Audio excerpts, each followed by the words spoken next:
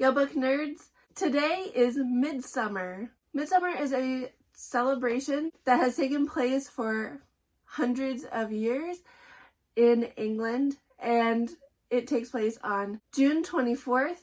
It is a celebration of summer, even though it doesn't occur on the summer solstice, it occurs near the summer solstice.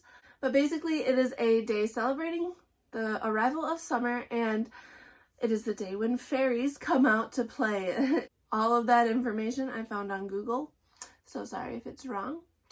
But in celebration of it being midsummer, we're going to talk about A Midsummer Night's Dream by William Shakespeare. In addition to midsummer, this play actually talks a lot about May Day, which is not the same thing as midsummer. Like I said, midsummer takes place on June 24th, but May Day takes place on May 1st. So there's a little bit of confusion on which day this play actually takes place on, or I guess which night. But I did find it interesting because I actually was reading this over May 1st, so I did read it on May Day, and now the video's going up on midsummer. So, little fun fact. But this play is not one of Shakespeare's tragedies. This play is a comedy, but it is not a comedy in the sense that we think of comedy today, like ha, make you laugh.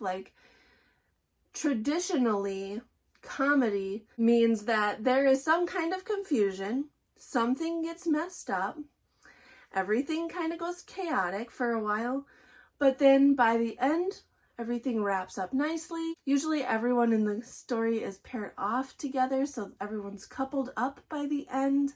Everyone gets their nice, happy ending, and everything is all smoothed out. And usually there's no deaths or anything like you would see in Shakespeare's tragedies. So that's essentially what this is about. So you have kind of a love triangle, or even a love square, however you want to look at it, going on. You have Lysander and Hermia who want to get married, and Hermia's father is against it. He wants Hermia to marry Demetrius, and Demetrius is in love with Hermia, but Hermia does not love Demetrius. And then there's this other woman, Helena, who is in love with Demetrius. Demetrius used to proclaim his love to Helena, but then he kind of dropped her and started pursuing Hermia. So you kind of got this love square going on with Hermia loving Lysander, Lysander loving Hermia, Demetrius loving Hermia, and then Helena loving Demetrius. And since Hermia's father will not give his consent for their marriage, Hermia and Lysander decide to run away together, and that's where all the chaos starts. They run off into the woods. Demetrius and Helena kind of follow them, and they run into some fairies. The fairies get everything all messed up. The fairies start trying to fix the situation. They cast some spells essentially to try and make certain characters fall in love with other characters, but it all goes awry and things ensue from there. So that is what the play is about. If you don't want to know anything else about it, I'm going to give you a spoiler alert now, because I'm going to talk a little more in depth about some things here. So while reading this, one thing that just kept coming up in my mind is, what is Shakespeare saying about love? Because I can kind of see it going two different ways.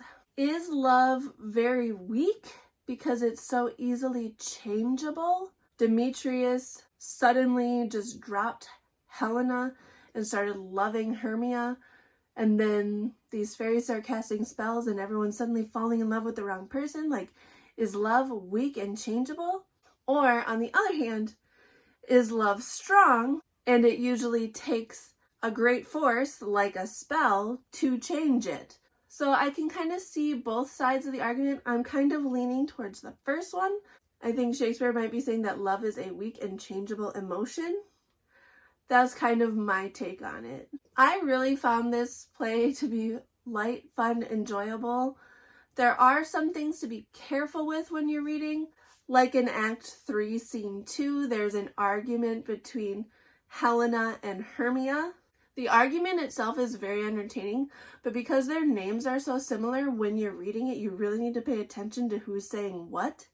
This is actually one of the few scenarios where like watching a Shakespeare play is more beneficial than reading it. I always advocate for reading Shakespeare first and then watching him, because when you're reading it, you can go at your own pace and look up things you don't understand.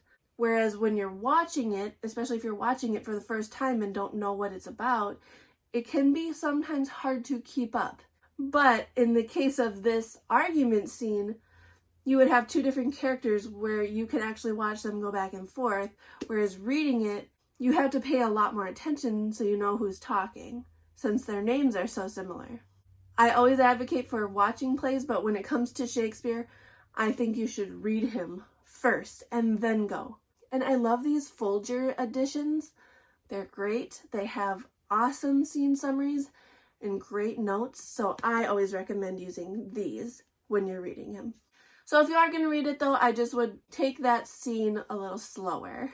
There is a lot of fun that happens in this play. There is a play within a play, which is something Shakespeare does.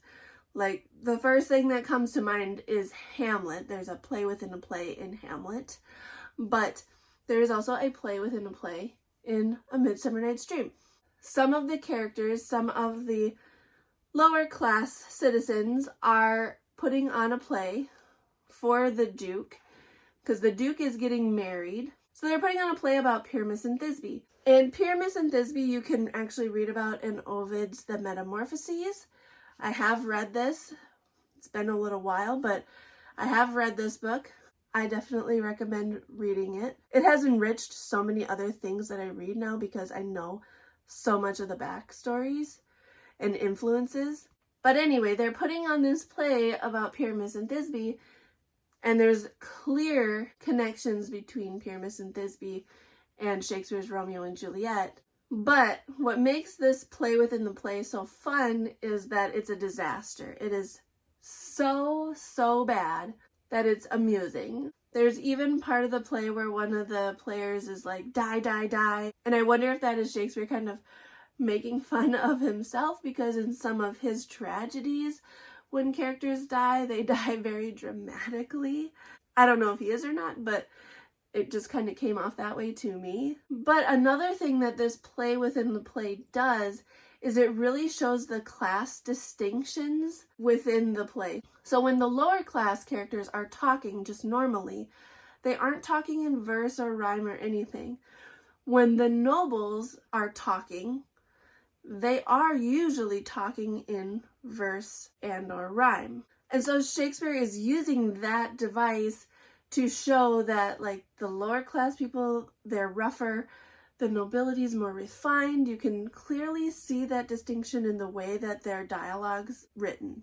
But then when this play within the play comes in, and these lower class people are pretending to be nobility for the sake of the play, they try to speak in verse, but their poetry is so abysmal that it is entertaining. So they're trying to imitate the way that the nobility talk, but they can't do it with any good effect.